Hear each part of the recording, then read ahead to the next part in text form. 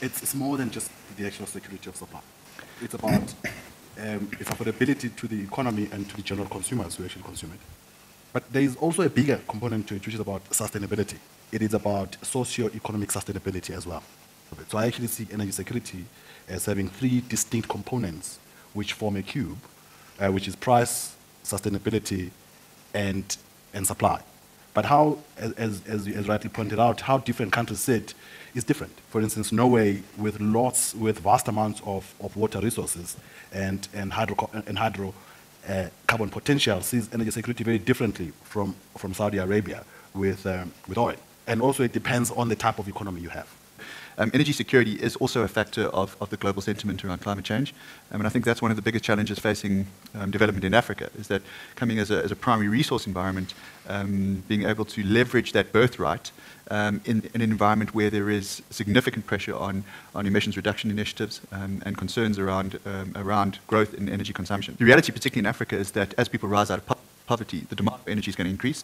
And then we've seen across all different jurisdictions that there is a direct correlation between an increase in demand for energy and an increase in demand for emissions. And as poverty decreases, the demand for energy on a per capita basis increases.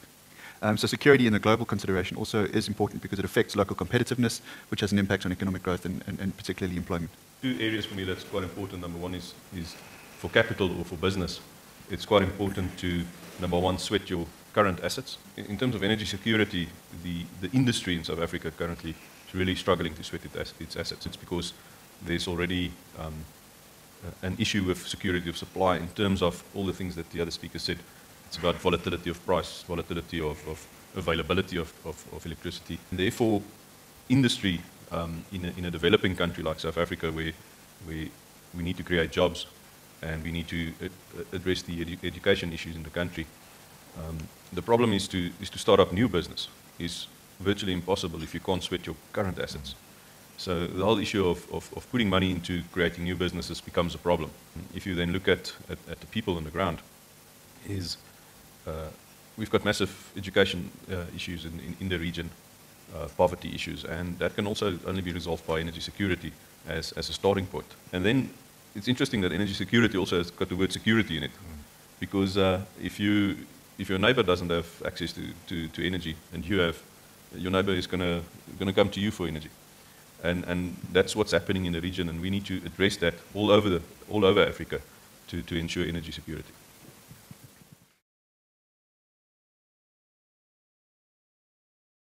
I think that in the energy space, that's something that's worth discussing first. Whether the pure market forces in the energy industry is healthy, particularly because of its importance to economic growth and particularly development.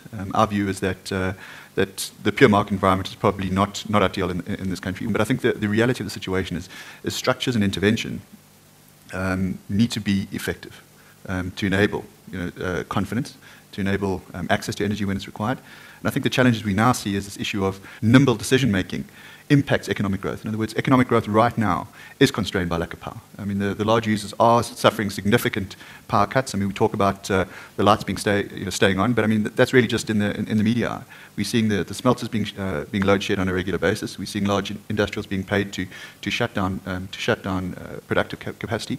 And I think that's something that is not really well known, is that South Africa is under immense power constraints at the moment, and it has an economic impact. I think the demand is there, and I think it's really suppressed in terms of supply. That's where the issue is. So from an independent power producer, we've got no issue about the demand. The demand is there, and now I'm only speaking about South Africa. Then outside of South Africa, north of our borders, we've got massive problems in terms of power supply.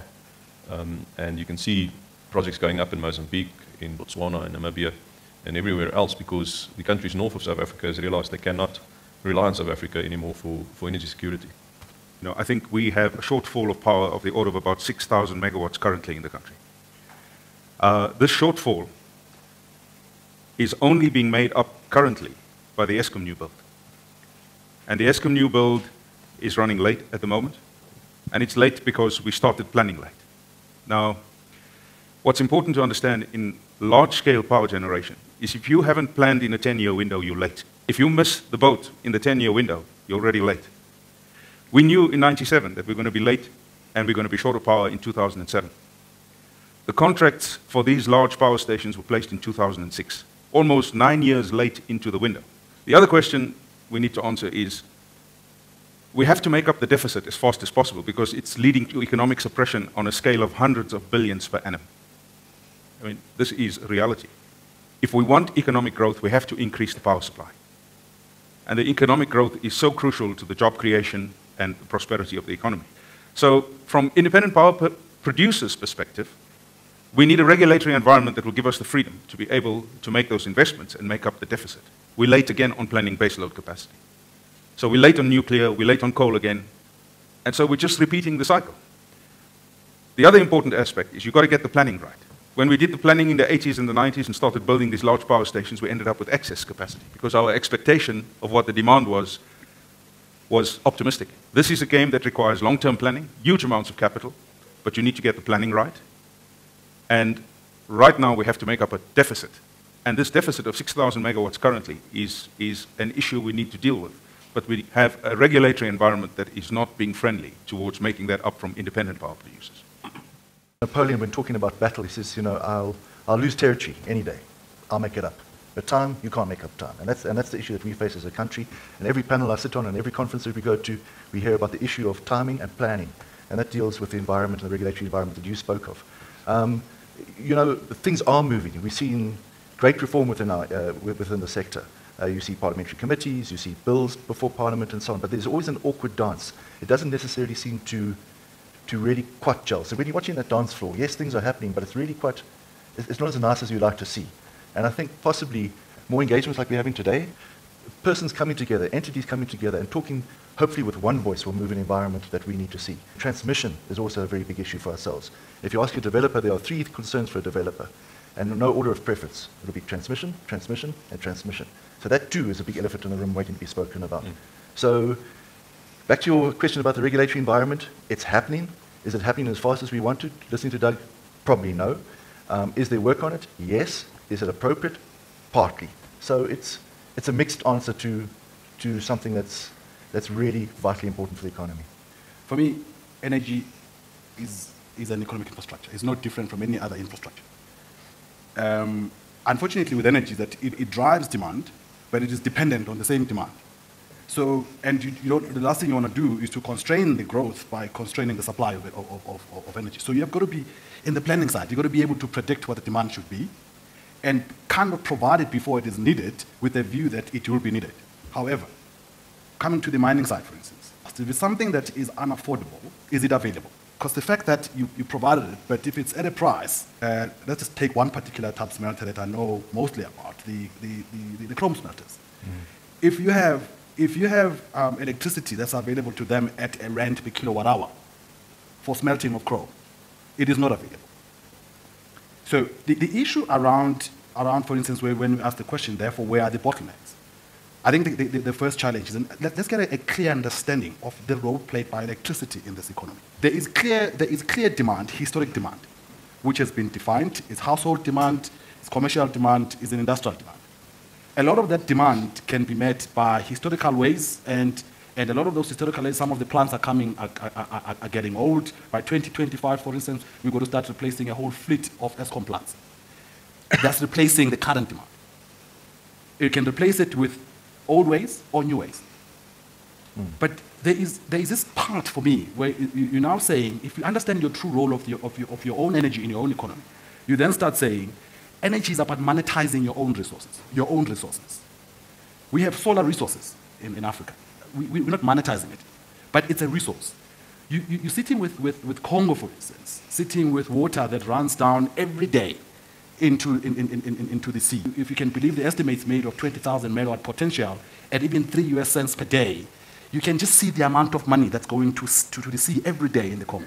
But if you understood the role energy could play potentially in the Congo, where if you had the electricity, the whole of electricity provided at an affordable price in the Congo, we could leverage that 100 times more. So what I'm saying, I guess, to answer you, is that for me, it starts with a real understanding of what the role of energy is in your economy. If you are developing, or if you're a developed economy, it is very, very different. It cannot be the same.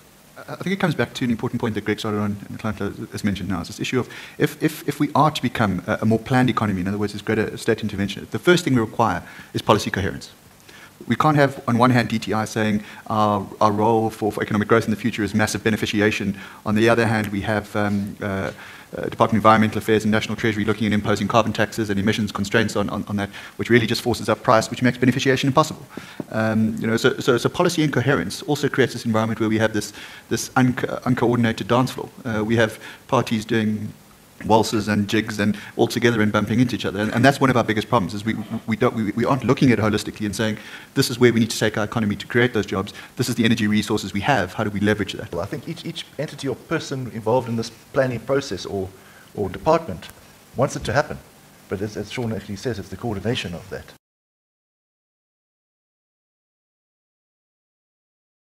I think a lot of it to do with politics. If you look at infrastructure and general infrastructure, let's talk about transmission, distribution, roads, dams. It's normally in South Africa and parts of Africa state-owned, and there's nothing wrong with that. We've seen in the last few years toll roads becoming something of in the landscape, and a lot of these toll roads, excluding the last one, that there's a lot of issues around the e-toll, but people drive on those roads every day and they pay their toll, and it's public-private partnerships. So if it can work on the roads, why can't it work in transmission? Let the state and Eskom focus on building the backbone and the infrastructure in terms of the transmission grid, and let the independents come in with the generation capacity. I'm talking about coal, wind, solar, all the gas, all of that. So because we can really bring in a lot of foreign investment into the country by doing that.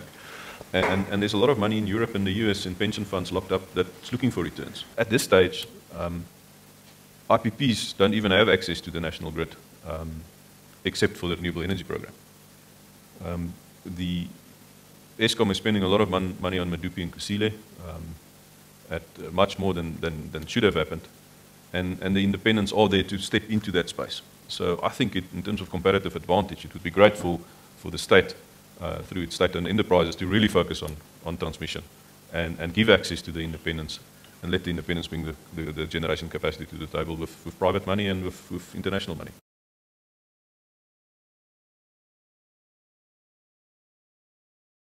I think we must just be careful about working around the problem. You know, the lack of investment in transmission and distribution environment merely comes down to failure from the regulator. The regulator's job is to make sure that that's done. I think if we had a capacitated, effective, and aggressive regulator, a lot of these problems wouldn't be here. So, you know, it's no use discussing problems to strip things away and create structures and stuff when we need to fix the issue that exists right now. I mean, if we look at the municipal tariffs, they're running out of control. I mean, NERSA is not doing very much in controlling those. Investment in distribution infrastructure is failing. NERSA is not taking away any licenses. There is no pressure from NERSA for the entities that have licenses to perform. If you look at the biggest electricity trader in the world, Nord Pool, the transmission network is owned by government. But the regulator sits on it. It must guarantee 100% availability of this thing. And there are serious hefty fines that are imposed on that entity if it doesn't. Competition must be in terms of production. There is the market, there are people who can produce electricity. The issue is the building of the freeway in between. It makes the projects not viable. What it also does, some smaller mines that could have potentially been able to produce are handicapped because they might not have the capacity to actually build a road. IPPs, they might have the capability and the muscle to build power plants, but the infrastructure to get the power to its market must clearly remain the responsibility of the state. But you must have a strong regulator that imposes fines if that is not done. To be able to produce gas somewhere and link it to its potential market, you've got to go through some states. You need to do certain things. Can that happen in Africa? I think that's a challenge. One of the issues that we need to deal with is, if you look at the structure of the South African economy, if you have a percentage growth, you can say, I'm going to add so many thousand megawatts per annum to the supply. That enables you to do what you need to do to invest the money, to build that capacity. But put 1,000 megawatts up in Namibia or in Angola. To do that, you need a load of 1,000 megawatts. If you don't have a load of 1,000 megawatts, you have to transport the excess to some off-taker who will help you securitize that project. In countries where your chunks of demand are small in comparison to the economy, you then need the transmission network to export the excess, but you need to securitize those offtakes. So the issues that we face is there are these sources of rather friendly electricity production. But somebody has to take the risk of plonking the project on the ground and selling that to off-takers, and those off-takers need to make commitments. And the issues we face is, in order to make that size of investment, you need off-takers to commit to taking that power. And that's why Grand Inga is an idea. Because, and I can give you an example, we only built 2 transmission lines to the Moselle smelter in Mozambique. And we formed an independent transmission company in order to transfer the power from South Africa to the Moselle smelter. One line went straight from South Africa to Maputo, and the other line went through Swaziland. In order to conclude that structure, 28 legal agreements had to be put in place. The project was operating for 2 years, and the last agreements were not signed. So if you look at the transactional complexity of doing something like that, if you start in Congo, they speak French. You come through Angola, they speak Portuguese. You come to Namibia, you come to Botswana, and then you get the power to South Africa. The complexity of putting that transactional structure together is enormous. So what we see as technical possibilities must also be workable in a commercial sense. And so when we had excess electricity in this country, Eskom was one of the biggest drivers of the Southern African power pool because we needed a means to distribute the excess electricity. And for a long time, we supplied our neighbors. That has now come to an end. I mean, we are now shutting our neighbors' supply down because we don't have enough in South Africa. But in order to use the sources of power generation, we need a power network, but we also need off-takers that can secure putting in the investment for those power plants. So that's an issue we face. The issue we face is there may be very good power, hydro resources north of us, but we've got to play in a pool. We've got to securitize that offtake, otherwise the project will never happen. Because those local economies just don't have sufficient demand to put such large capacity on the ground. Talking about a regional cooperation of supply of energy needn't necessarily just relate to the state's involvement. We can have stakeholder, private stakeholder, without leaving aside the market. And I think looking at the African continent would be ridiculous, quite frankly, just to talk about private and about the market. The state has to have the involvement as to where we are developing as an economy. We've got to have a strong regulator. We've got to have a strong ref. And to that end, we've got to ensure that that institution, because the greatest threat for us as a country at the moment are challenges against institutions. So anything that we create and anything that we build has to be ensured that it's absolutely strong. And for that reason, I think, as Sean rightly points out, NERSA has to be strengthened. I don't mind transmission lines necessarily or the grid company being under government or Eskom, as long as that ref that is controlling the game is strong and fair.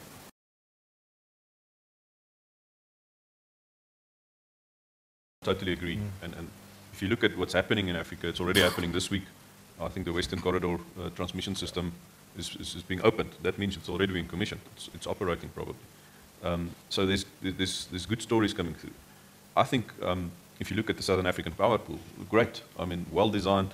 The same system that North Pool is being operated by SAP. I mean, it's an excellently designed system. The issue is, if I've got an IPP plant somewhere in South Africa, I cannot access SAP. I'm at this stage prevented to do that because of policy and regulatory uncertainties.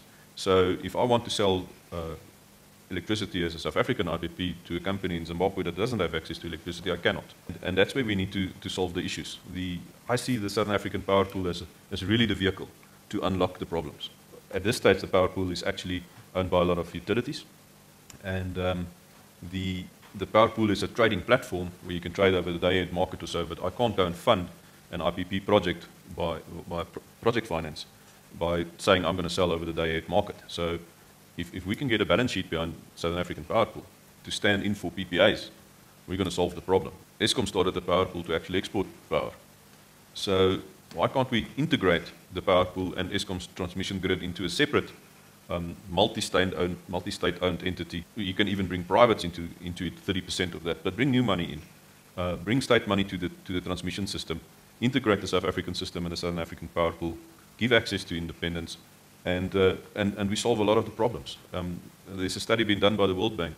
Can't remember the figures, but I think it's 2 US cents per kilowatt hour that the electricity price will come down just by integrating the area and enabling the Southern African power pool to be used. in the region, because you can drive economies of scale and comparative advantage. You know, the issue of cooperation, I think, is critical. I mean, we talk about the simple solutions to unlock electricity transmission across the, just do power pool or whatever. But the reality is, if you look at the issue that the Road Freight Association faced, I mean, 40 different forms to just cross a single border. I mean, those roads exist, the demand exists, the supply exists, yet the cooperation is not there. So we have to realize that to cooperate, we're all slightly worse off, but we're not as worse off as if we didn't cooperate. That's the fundamental thing. And I think the first thing is this discussion around creating regional cooperation, creating closer regional integration, and that requires some, I suppose, leadership in putting aside personal requirements over regional requirements. So creating structures is really not going to solve the issue until people can cooperate. Well, I guess the solution might lie in some kind of an energy treaty. And the examples, we have some things called three-country rule. So we can't pick up product in one country via another country to drop off in another country. Why? I mean, we have a lot of these things in Africa that prevent trade, prevent the actual coordination. But in terms of energy infrastructure, until we have an energy infrastructure treaty, we must treat that energy infrastructure as the canals, the water canals that are linking demand and supply, and it must be governed. You can't, for instance, have a pipeline tariff of 5 cents per liter in a particular part of the country, and then when it goes into another country, it goes to 10. It doesn't work that way. So therefore, the challenge we're facing in Africa is going to be to actually make these projects happen. In South Africa, the only other cross-border pipeline that has happened is the pipeline from Mozambique to South Africa. And I would like to venture to say that the only reason why it happened is because you had one player who happened to be both on the production side, Sasol, who co-owns the actual infrastructure and also provides demand. So we need to have an energy treaty, something that sits at an AU level, which is going to be, it's the governance structures are the same, whatever, that treats energy infrastructure as like those water canals.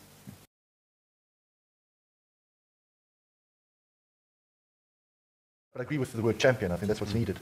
And I think we recognize and acknowledge that that's something that works.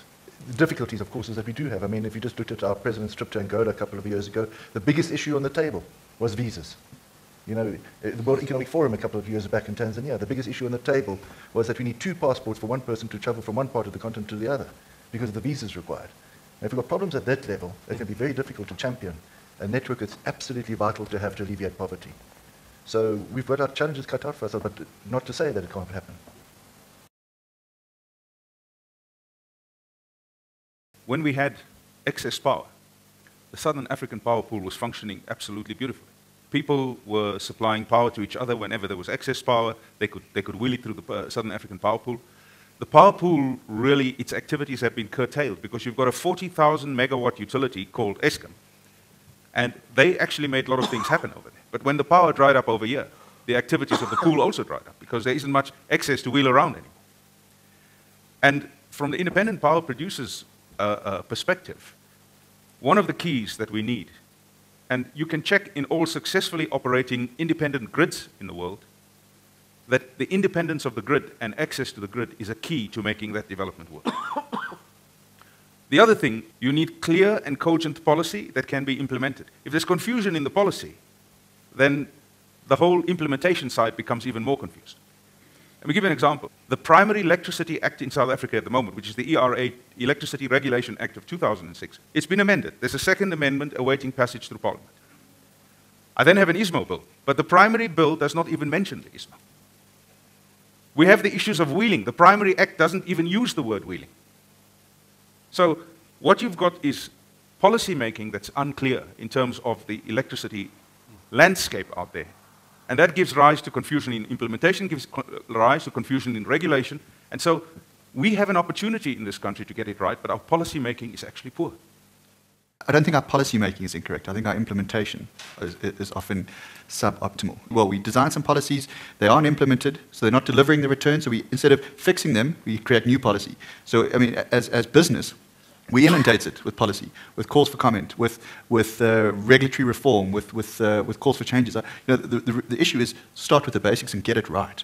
We have NERSA. Instead of creating ISMOs and new transmission companies and different structures, fix the regulator, and then we wouldn't have half the problems. We've actually, quite frankly, got fantastic stories across the continent. If you look at the Mozambican gas finds, the Tanzanian gas finds, the oil in Uganda, the program which has been feted around the world is our South African IPP program that's running at the moment. These are great, great stories. The bottom line, Brian, is as Sean's now basically saying, the dance floor is full. It gets to strike the right chord, to get the right band, get the right music to play. That's the bottom line. That's where we are at the moment. So we've got plenty out there to work with. The future is good, but it's hard to construct it in a way which is harmonious. I think the reality is that you get this issue of important versus urgent. I think it is very urgent to get that puzzle. The problem we've got is that we're trying to build the puzzle without the box, but while the lights are off. So that makes it extremely difficult. And unfortunately, the decisions that were made in the late 90s and early 2000s regarding capacity led to a situation where we now have everything that we do are overshadowed by the lack of access to electricity. What happens then is any decision maker needs to balance urgency and importance. And that's the problem. So if you go back to what happened in South Africa when Jacob Zuma became president, the first thing he's done is to create the Department of Energy. So the Department of Energy is probably 4 years old. It's a total new department. And electricity and energy issues were then taken out of ESCOM and given to the Department of Energy. In these 4 years, we've seen tremendous progress.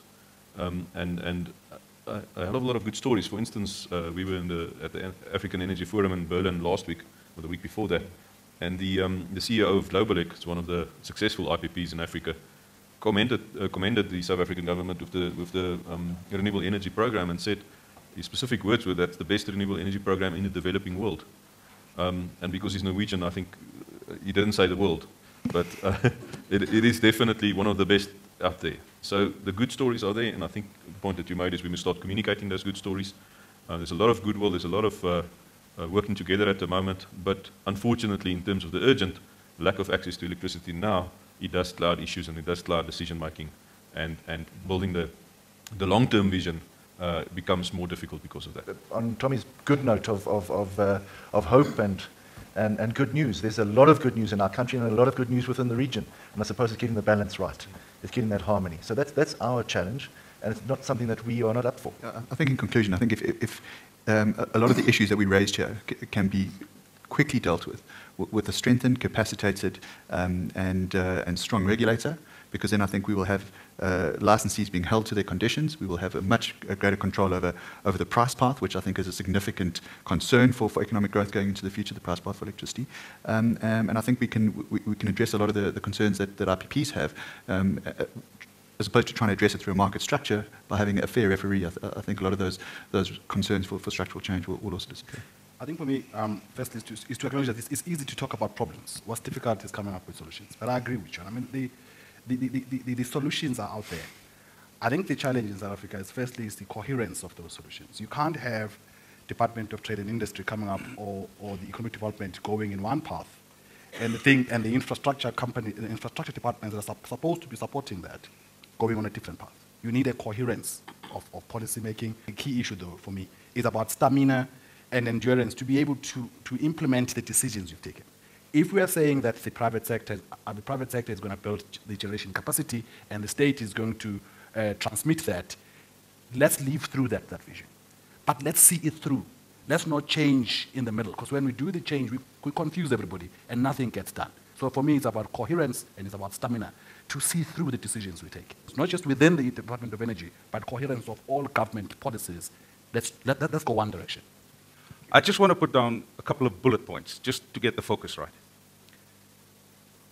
If we value economic growth in this country as the highest priority, and we want the jobs to be created, then we've got to fix up this deficit in electricity. The best analogy I can give you is that the patient's had a heart attack. Now, if you've got someone who's had a myocardial infarct, and you're sitting there telling him about a long-term plan to reduce his cholesterol, the patient's going to die. You want to have the defibrillator at your side, and you want to revive the patient, and when he's stabilized, you can then tell him, here's the long-term plan to reduce your cholesterol. Our power situation is almost the same. We have a deficit. It is suppressing economic growth in this country to the tune of hundreds of billions every year. We have to make up a deficit. I think our power solution rises in two phases.